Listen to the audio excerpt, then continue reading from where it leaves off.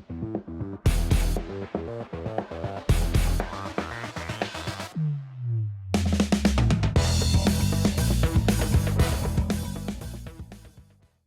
everyone, welcome back to the channel. Thanks for tuning in for another episode. I've gotten a lot of really good questions from viewers lately who have questions all over the place and great video topics. I have still got a list of about 400 different topics to talk about.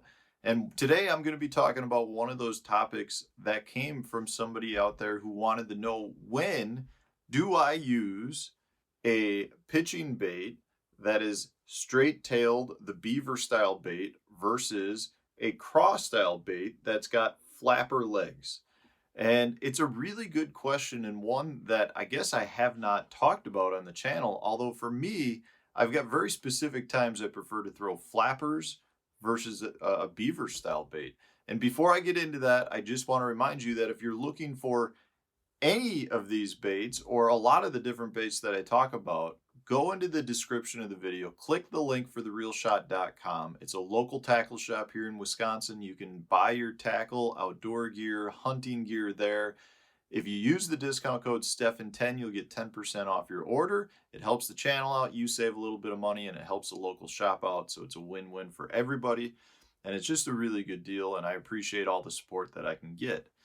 So both of these baits are two of my favorites. We've got here just the Berkeley Power Bait Chigger Craw, an old staple. Maxcent Creature Hog, another Berkeley bait here. Two of my absolute favorite baits for flipping around cover.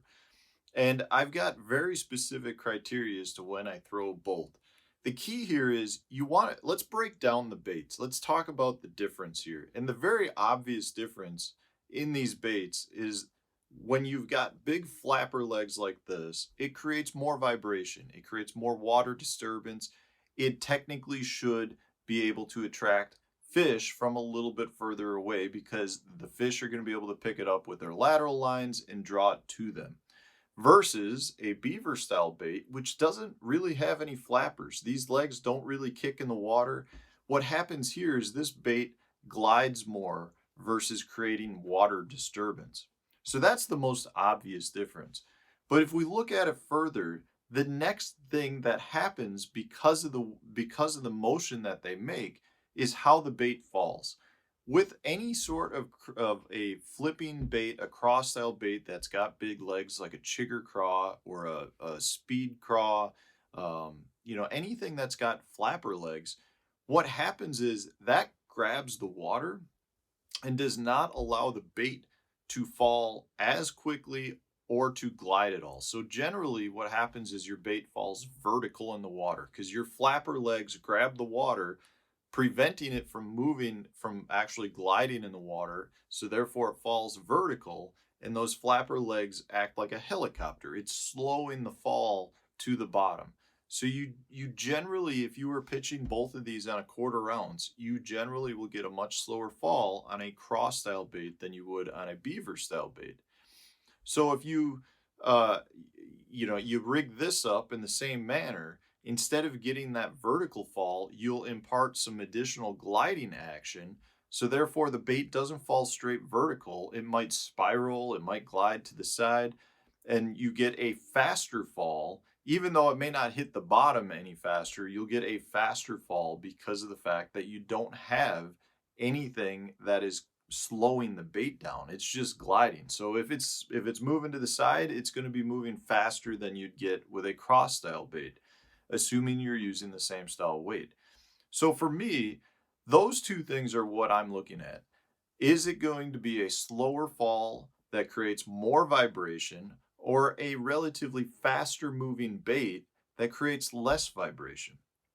So if I'm fishing dirtier water, I'm generally going to go with a cross style bait. And the reason for that is I want something to put off more vibration to let the fish know that can't physically see the bait that there's something there. And I want it to fall a little bit slower and less erratically, so that when the fish comes and tries to eat it, they're more likely to get the bait in their mouth. Meaning, if you have a bait like the beaver style bait and it's in dirty water and this bait instead of falling more vertical, is falling faster and moving like this on a, some sort of erratic fall, a fish may come and swing at it, but a lot of times they'll miss it because they don't feel it as well and it's moving faster. So if I'm fishing dirty water, I am very much a fan of going with a craw style bait that gives out vibration from the different appendages and flappers that it has.